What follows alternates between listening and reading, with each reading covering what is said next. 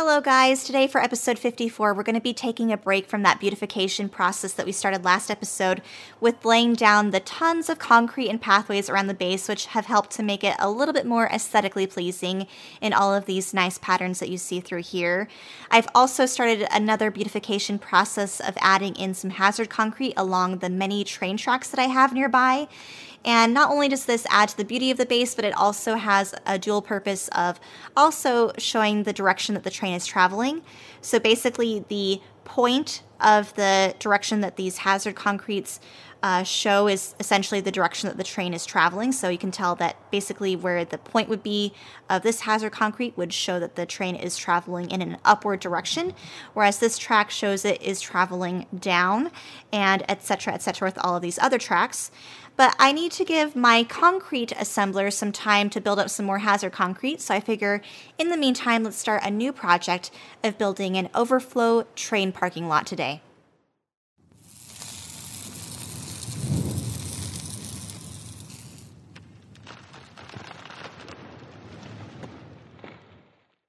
The reason why I'm going to be going through all of this trouble is because even though all of the stackers look really full like they do with all of these trains full of ore, for example over there to the iron and over here to the copper and then over here to the steel and stuff, it looks great when the factory is turned off or decently buffered even when turned on. But as soon as that buffer is lost, usually between an hour and a half to 2 hours, I've noticed with science running, all of the trains seem to disappear because they are stuck getting ore in all of my far-off outposts, and there's essentially no trains in the stacker because I just don't have enough trains coming in. And the easy fix to that is, of course, to add in more trains, add in more outposts, but as soon as science is no longer running and as soon as the base is essentially turned off at that point, then I end up with all of these trains essentially clogging up all of the train lines without anywhere to go, so they're stuck on the main train network or they're stopping other trains from going. So we need a place for those extra trains to go when the base is turned off. And so that is going to be the purpose of the train overflow parking lot, which will go in this area over here where I have conveniently tons of room. So I think the first thing I want to do is take a blueprint of this stacker here because it conveniently fits my max size train, which is a 2 header with 4 wagons beneath that. So let's just copy this and then we can modify it from there. I think this is 10, but we can add more. We can take some off. We can essentially do whatever we want to do with this. We have plenty of room. One thing I need to figure out is from what direction I want the trains coming off of the ore lines and going into the stacker and then feeding back into the ore lines, because I'm planning on just having a stacker or an overflow train parking lot just for ore trains. There's really no need to have them for like the delivery trains for the smelted products or the refined materials. So this will just be for ore. And what I'm thinking is we can have an extra line of tracks added in separately from like there or something like that. We'll have it feed in maybe from the bottom, or I guess we could have it feed in from the top as well. It really doesn't matter. But I'm thinking of having it in this direction. In fact, it's not a bad idea to have it come in from the top here. And that way ore trains can come from a top line, not necessarily this pair of tracks that I have up here, but from a different track line, go into the stacker system, and then the iron ore trains can just go on into the stacker over here that feed directly into the iron smelter, and then we can figure out how we're going to get the steel iron ore trains as well as the copper ore trains back onto their main networks. But for now, let's go ahead and just plop something down. And then we'll add more to it, and then we'll rearrange it once I get it all centered and stuff like that. And we can actually do a couple of these. If I wanted to do, we could add, ooh, actually, I like this. Let's do, maybe, since I have the room, let's do a separate one each for copper, iron, and steel. That should be perfect. Ooh, and then maybe we can actually also do, should we do coal? I think coal is okay. Because I could technically add in more trains already without overflowing the coal train stacker over here because this is my coal swapping area. So for now, I'm just going to plan on keeping it with trains delivering iron ore into the iron smelter, trains delivering iron ore into the steel smelter, and trains delivering copper into the copper smelter.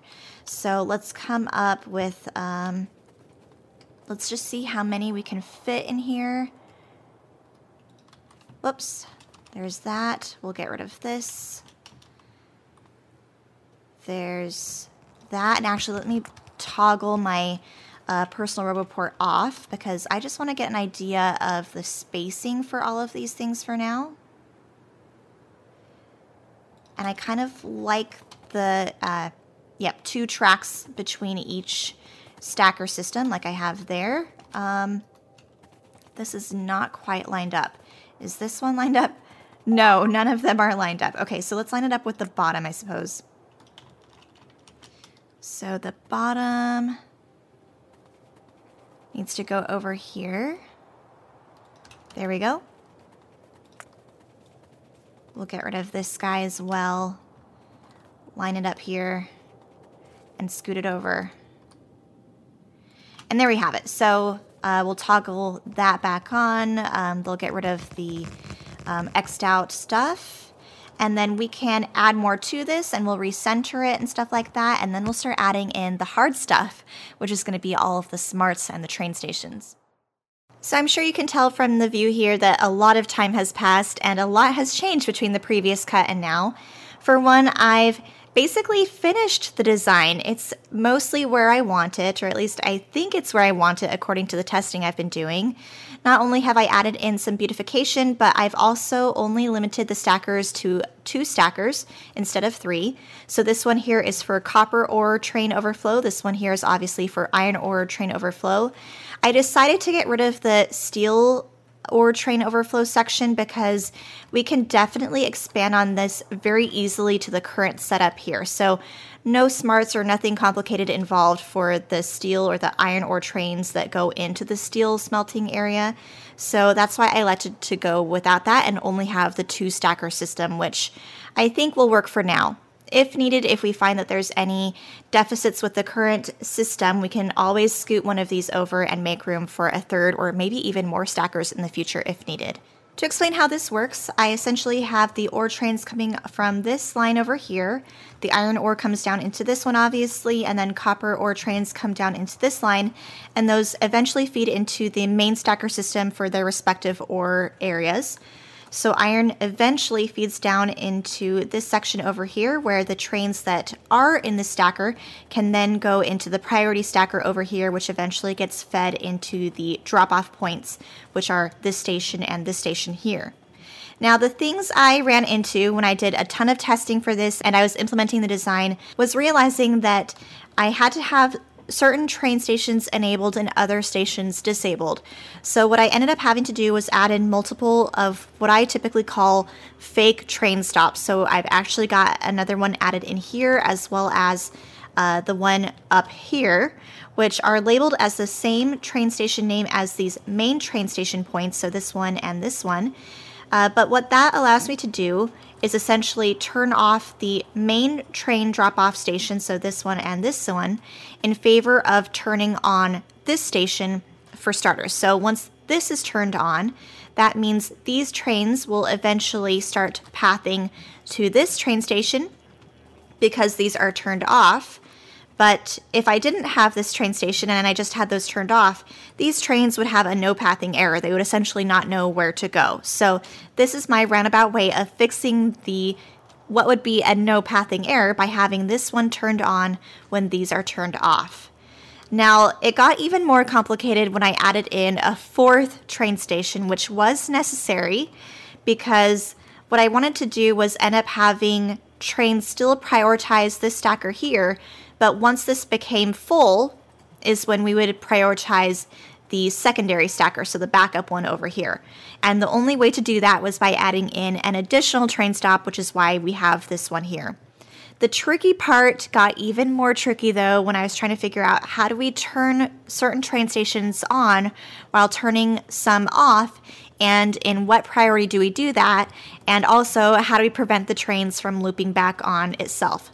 So I've got tons of combinators kind of spread throughout the little stacker system here. I've got combinators not only just reading these signals here, but also reading whether these train stations are turned off.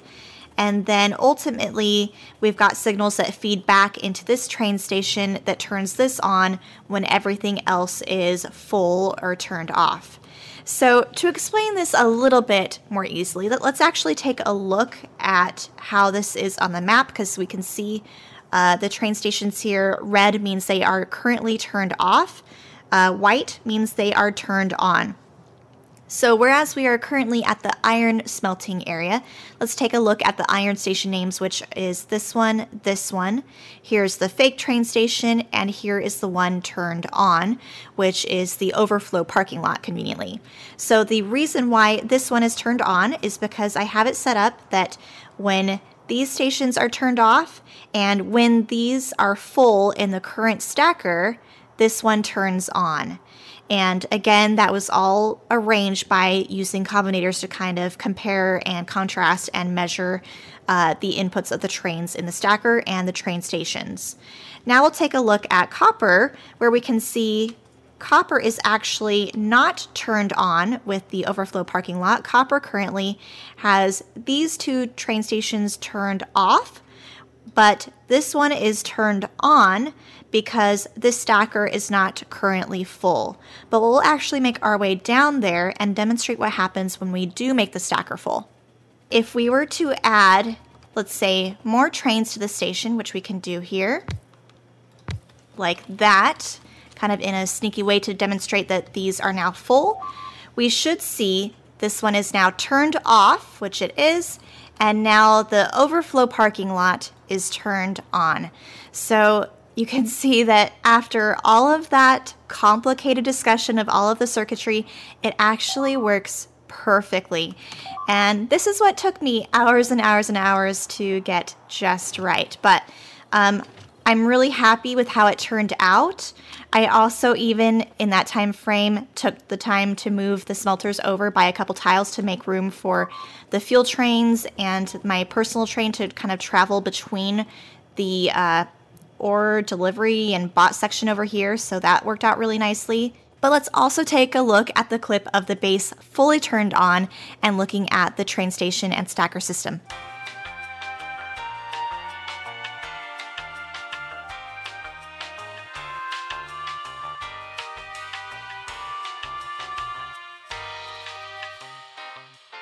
Well, with testing done, that really kind of completes the project for today's episode. So I do plan on breaking precedent and actually ending this episode a bit early and ending it now, just because I do have some last minute things planned still for episode 55, which will be next time. And in fact, it will be somewhat of a special episode, so I hope you guys can especially join me for that. But we realistically only have a couple last minute things to do before we wrap up the series.